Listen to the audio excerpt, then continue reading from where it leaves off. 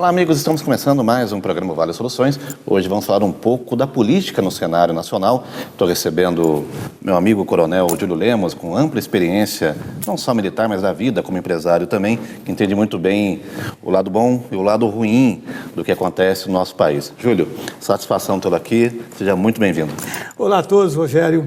É uma satisfação imensa, né, ter aceitado o seu convite. Agradeço muito. Muita honra ter sido convidado para o seu programa Vale Soluções, que parece que tem uma grande repercussão no seu programa, viu? Que bom. Então, eu agradeço muito pela oportunidade de ter vindo aqui e principalmente por falar de assuntos que, felizmente, estão falados pelo Brasil. Hoje nós sabemos o nome dos 11 ministros do STF, mas eu não sei o nome dos 11 jogadores da seleção brasileira. Né? Os brasileiros estão muito mais focados na política, né? Não desmerecendo naturalmente o futebol e tudo mais, né? Que merece o seu destaque na sua posição, no seu local, né? Mas o Brasil hoje está mais politizado. Tenho bastante fé. Júlio, isso que eu começaria te perguntando. A gente sabe que, historicamente, nós não temos uma formação que torne o brasileiro um ser consciente politicamente, né? Tivemos aí períodos e períodos que existiam uma participação maior em alguns momentos históricos do Brasil, mas a sociedade, de certa forma, ela sempre foi um pouco mais alienada em termos de compreensão política, e ainda é hoje, a gente sabe disso, né? Por inúmeras influências. No seu olhar, hoje o brasileiro, ele tem uma real consciência do que acontece politicamente nesse país, não uma consciência imposta, com ideias que nem sempre são filtradas. Existe uma maior parcela que tem uma consciência real do que realmente está acontecendo? Rogério, é oportuníssima a tua pergunta, né? Não tenha dúvida que o Brasil está melhorando o seu sentimento político, a sua consciência política, né? O universo não é maniqueísta. Isto não acontece de hoje para amanhã, né? O maniqueísmo é exatamente isso, né? Hoje é uma coisa, amanhã então será outra. Não é assim, né? Você abriu uma empresa hoje, amanhã você não vai estar milionário, não. Isso vai demorar muito tempo para a sua empresa ser conhecida. E assim também é a política, né? A minha forma de ver. A política também é um processo histórico. Ela é gradual, ela é gradativa. Então, pouco a pouco, ela vai acontecendo, pouco a pouco ela vai se espalhando, né? pela população e tudo mais. Agora, é preciso que o Brasil tenha, principalmente, um alinhamento legal.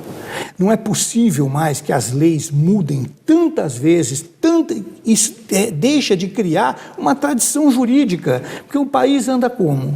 Anda em cima da lei. Então, ele anda direcionado pela lei.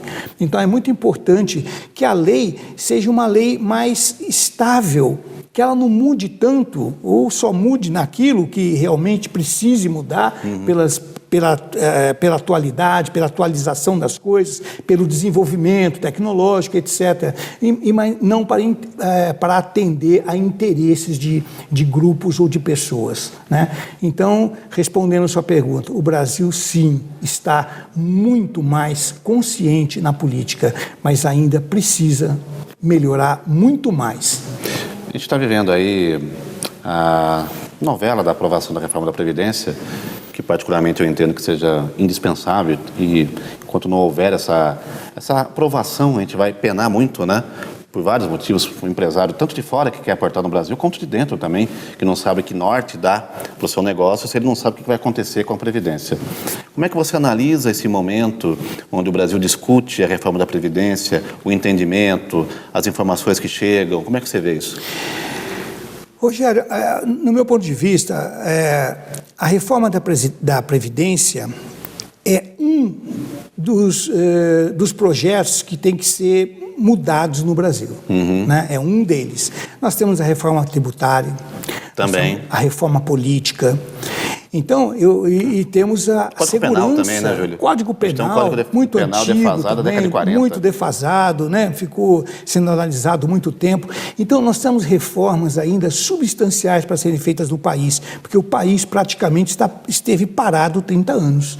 30 anos o país não evoluiu, o país não cresceu, o país deixou de investir, né, para o crescimento, né, principalmente do tamanho que é o Brasil, né, que 8 milhões e 500 mil quilômetros quadrados, uma população de aproximadamente 210 milhões de habitantes, com na ordem de 6.600 municípios, né, no todo o Brasil, né? Então, o país precisa realmente da reforma da Previdência, precisa da reforma tributária, precisa da reforma política, né, e precisa da reforma da segurança. E eu vou colocar aí um aspecto muito importante que talvez tudo isso vá dar consequência, né, na educação.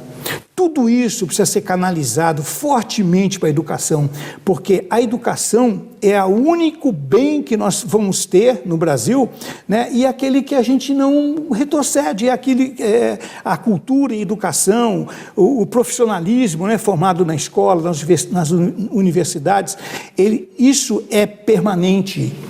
Isso se torna um patrimônio nacional. Então, tudo isso precisa ser canalizado para dar ao país uma educação melhor, para que o povo possa ter uma produção melhor, para que o povo produza melhor, para que o povo tenha mais qualidade de vida.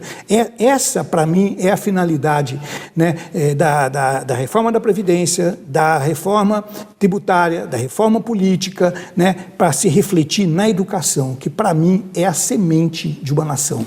Você particularmente acredita que a reforma da Previdência sai esse ano? Olha, Rogério, eu quero acreditar. É preciso que a reforma da Previdência saia esse ano.